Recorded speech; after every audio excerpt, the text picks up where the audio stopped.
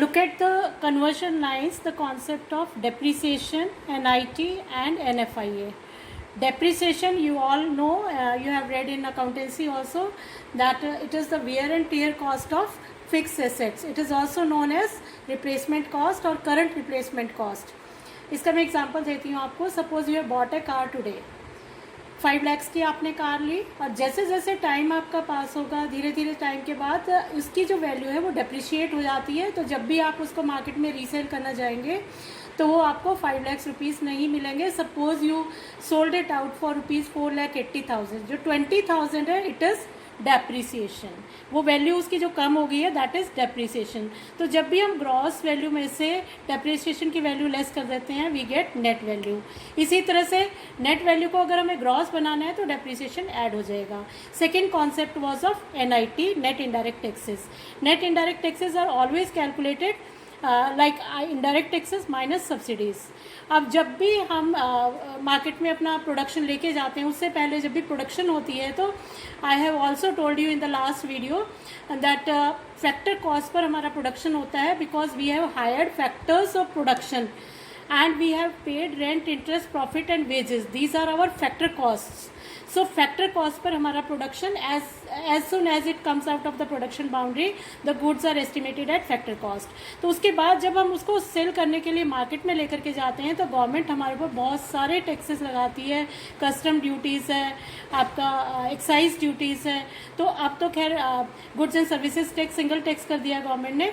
तो जब हम वो टैक्स उसके अंदर ऐड कर लेंगे तब हमारा प्रोडक्ट बिकेगा. दैट मीन्स फैक्टर कॉस्ट के अंदर NITs ऐड हो जाते हैं, तो मार्केट प्राइस प्रोडक्ट की बन जाती है. सिमिलरली अगर मार्केट प्राइस से हमें फैक्टर कॉस्ट कैलकुलेट करनी है, तो नेट NIT की जो वैल्यू है वो लेस हो जाएगी. NIT या तो डायरेक्ट आपको न्यूमेरिकल्स में गिवन होंगे, अगर डायरेक्ट नहीं होंगे तो आपको कैलकुलेट करने पड़ेंगे इनडायरेक्ट टैक्सेस में से सब्सिडीज़ लेस करके. सब्सिडीज़ कुछ रिबेट मिल जाती है टैक्स पर. सपोज आपको 80% टैक्स लगा है, तो उसमें से 10% गवर्नमेंट सब्सिडीज़ दे देती है कि आपको 70% ही पे करना है. तो हमारे नेट इनडायरेक्ट टैक्सेस हो जाते हैं. तो फैक्टर कॉस्ट को जब भी मार्केट प्राइस में हम कन्वर्ट करेंगे, इसमें से net indirect taxes value less हो जाएगी, ऐड हो जाएगी, सॉरी. और जब भी मार्केट प्राइस से फैक्टर कॉस्ट पर आपको कैलकुलेशन मिलती है, तो you will be deducting the value of NIT. Third concept was of NFIA, net factor income from abroad. ये आपको पहले भी मैंने बताया कि net factor income from abroad वो होती है जो हम हमारे रेजिडेंट्स बाहर अर्न कर रहे हैं, अब्रॉड में अर्न कर रहे हैं इनकम, फैक्टर इनकम्स, और हम नॉन रेजिडेंट्स ऑफ जो इंडिया हैं, हमारी कंट्री में अर्न कर रहे हैं, उन दोनों की जो इनकम को हम डिफ्रेंशिएट करते हैं, उसका जो डिफरेंस होता है वो NFIA होता है. इट मे बी नेगेटिव और इट मे बी पॉजिटिव. अगर रिसीव्ड ज़्यादा है तो ये पॉजिटिव होगी, और अगर पेड ज़्यादा है तो ये नेगेटिव होगी. यहाँ देखिए, net factor income from abroad, it is calculated as FIFA minus FITA.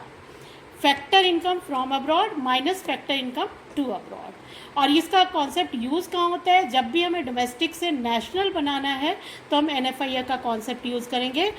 NFIA add हो जाती है हमारी डोमेस्टिक इनकम में अगर हमें नेशनल इनकम एस्टिमेट करनी है, और नेशनल इनकम से जब हमें डोमेस्टिक इनकम एस्टिमेट करनी है तो NFIA डिडक्ट हो जाती है.